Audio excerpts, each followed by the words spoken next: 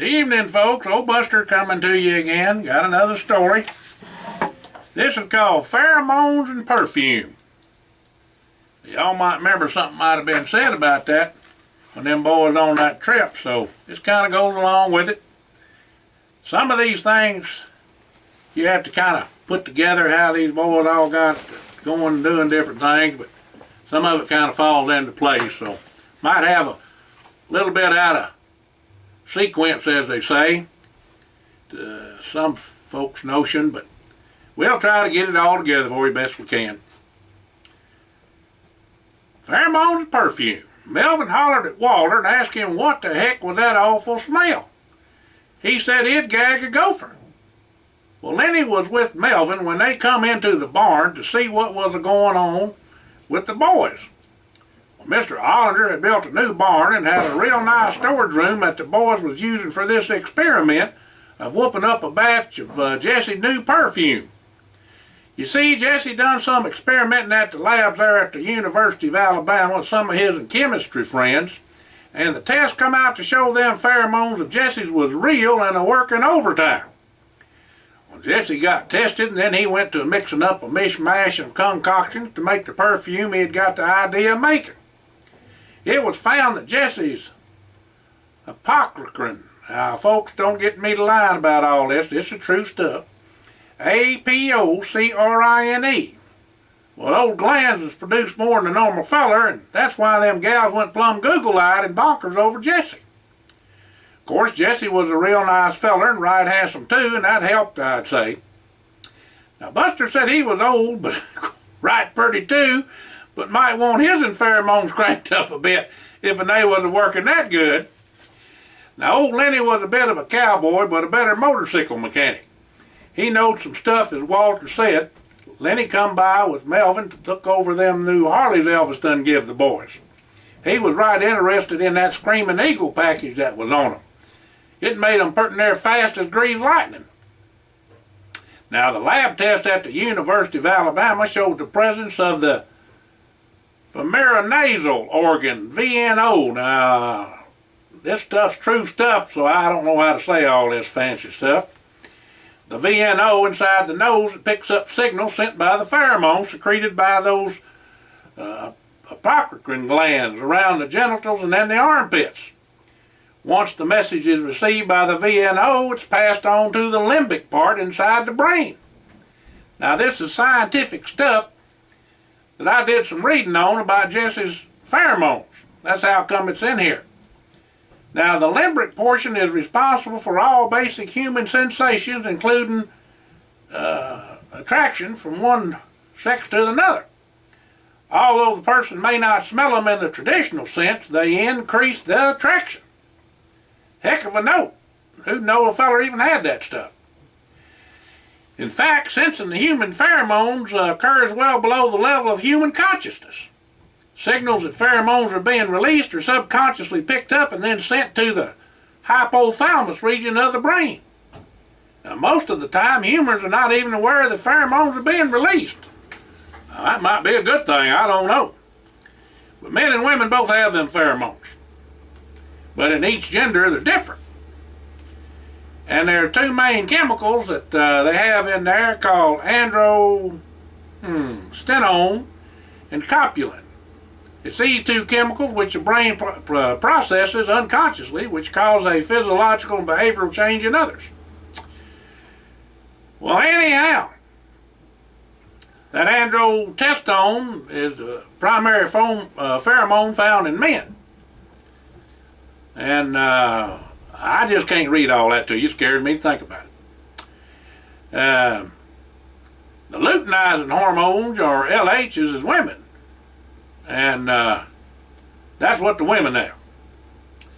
Well, anyway, Jesse and his chemistry friends, there's a whole lot more to that if you want the written thing, but I ain't going to get into that. It scared me to think about it. Well, Jesse and his chemistry friends up there at the University of Alabama come up with a synthetic pheromone alcohol solution.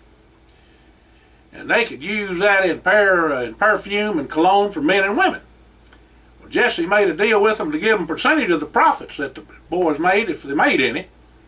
Now you know they have come up with this stuff in later days, and back in them days they didn't know why one feller had the gals chasing him more than another.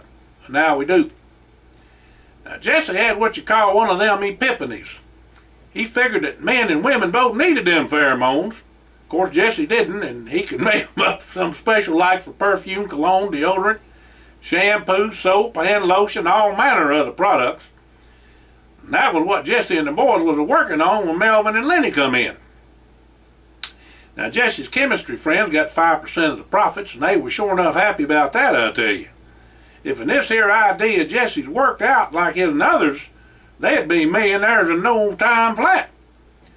Well, it took the boys about 2 weeks to come up with samples using Mr. Factor's products and also putting it into their Little Dove's Wonder Cream and Mother Nature's Gift to Youth. Now Jesse called up Mr. Factor and Nancy and told them to come on over to the house and see what all they done come up with. Well, Jesse said they might be surprised at what all they done. Now you know when the boys was on their trip, Howard and Walter done made it up that Jesse's gonna have this perfume and sent it out to them out there in California. So I guess Jesse had to do something. Well, sure enough, a couple days later, Mr. Factor and Nancy come into town to see what all the boys had done and was plumb excited about it all when they got there. Now, Mr. Factor asked the boys if they would come to one of his plants and work with his fellers to mix up a proper batch like in his products. The boys said they would, and they could be there on the next morning. Well, after working with Mr. Factor's fellers, they all decided to test it out on a group of folks out in Hollywood that they met at the party that time at Mary Steenburgen's house. Now, if y'all remember that story, when they was on their trip. Well, Nancy called up Asa Wayne, told her to gather up all the folks that had been there, and tell them the perfume was ready, plus a real big surprise. Wasn't long till they all went out to Hollywood to show all the movie star folks what all they had. The whole line was presented to them, and all of them went plumb hornswoggled over that. Gosh of Friday. What all they had, and every one of the folks there wanted at least one of everything. That's exactly what they all got too, and on the condition of reporting back to Mr. Factor in 2 weeks. Now, it weren't no name on the products, just test sample. Well, Jesse still had a dickens of a time of getting away from Elizabeth Taylor and Mae West again, but Mary and Asa rescued him. Them pheromones, I told you. Well, so after 2 weeks was up, and even before that, Nancy and Asa was a fit to be tired of having a cow. They had so many calls about them products. They said they didn't even have time to sit down because they was on the phone and answering the door so much. The test samples was an absolute hit. They was a clamoring for more, and at any price. Now, Mr. Factor called up the boys with Nancy and Asa on the line and told the boys he had a surprise for them. They was a-going to Italy for an unveiling of the line, and he wanted all the boys to go along with him. Well, now, the boys ain't never been to no Italy, so they reckon they'd better go. Mr. Factor said he would have all the different products made up and ready to show and be in production in less than a week after that. Now, the boys was all family, you know, and figured that the whole bunch ought to go along, too. So Buster made all arrangements, along with Nancy, for the 4 families to take the trip, too, and make a vacation out of it as well. Well, everything the boys had done pretty much come from Jesse's ideas, but the boys sure enough had a hand in it, too. Now, all of them contributed to the projects, and all of them shared equal like, and no bones about that neither. Wasn't none of them greedy. And all them boys were smart as a whip. You can just believe that. Walter done invented something for the NASA people and a gizmo for the oil refinery compressors. Well, Howard done invented a thingamajig to set huge sewer pipe and drain pipe so it could be done in hours instead of weeks. That's that gizmo he did for his daddy, you know. The puller.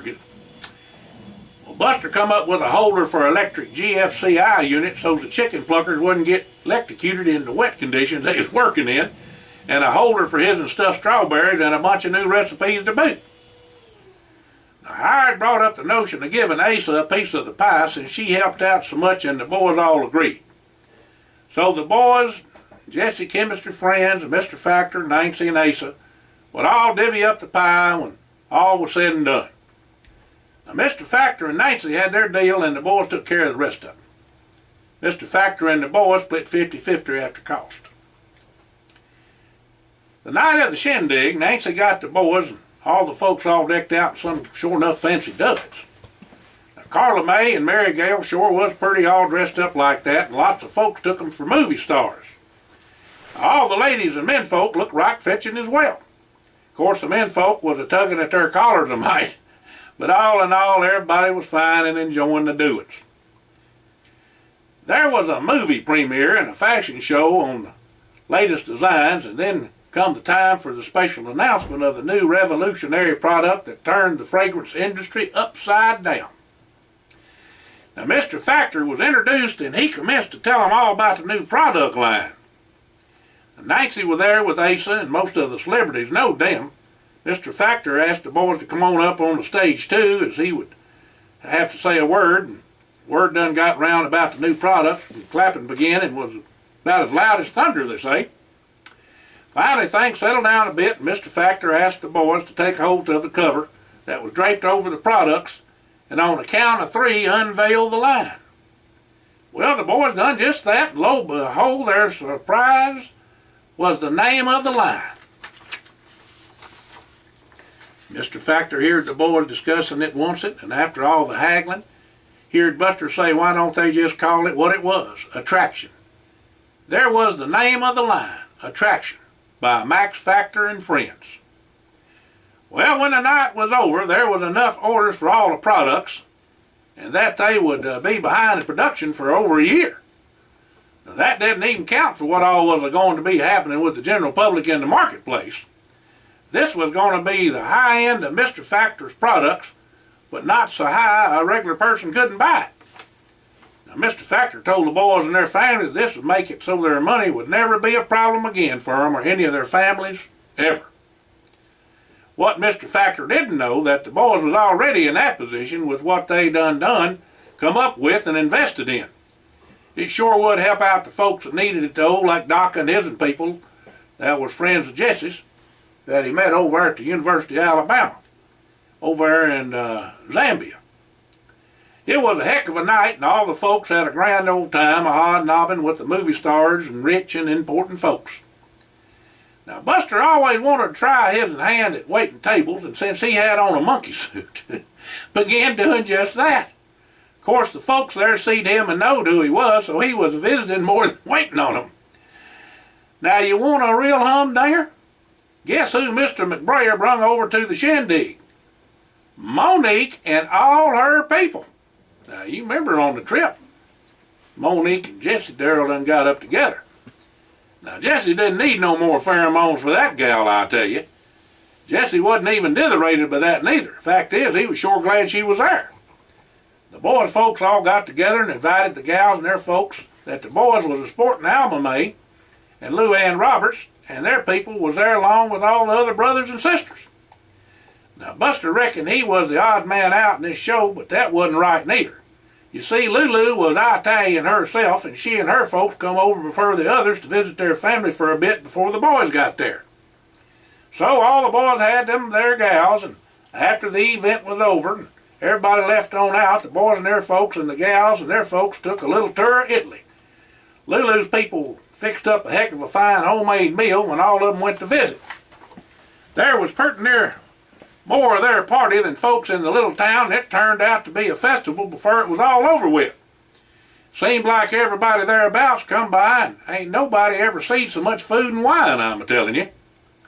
There was a special invite by the Pope to see his private gardens in the underwater gardens in the Vatican. Now, all the designers in Milan, or Milan, however you say it, had them in for a tour and was trying to make deals with Mr. Factor for private labeling of the products. The boys and their folks even got to meet Giulio Andreotti. The pronouncing ain't too good, but the fellow was the Prime Minister of Italy. Now, the families all took a trip to Lake Como and Lake Iseo. A private villa was loaned to Mr. Factor for the boys and their families, and the cooking was something to write home about, I tell you. Whilst the common round of picture taking was usual for Jesse, Walter, and Howard. Buster was a visiting and talking to most everybody he see, so time passed by pretty quick. Rome was a hoot for sure, and a driving sightseeing tour was letting all the folks see the real Italy. Lulu's folks took them on a look-see round their part of the country, and they got a taste to taste and buy some real good wine. Now, Grandpa Gus and Grandma really liked that being as how they spoke a little of their lingo, and that made it real fun for them. You see, they come from the old country and could speak several languages, so communication weren't no problem. Danged if and they didn't stay there darn near the whole month till visitors come a-calling. Well, Mr. Howard Holmes, Dalton, Devane, and Uncle Jeff all come over for a little chat. Reckon the fat's in the fire summers and the boys are about to get on in the middle of it. Well, folks, we got some stories coming up, what the boys doing. Of course, in the story vacation, you'll understand that these folks that they're dealing with happen to be from the government. And so they're going to be telling you something about that. And we're going to be having the cast of characters and one of the stories on how it come about. We appreciate you listening in and have a blessed day. Old Buster signing out.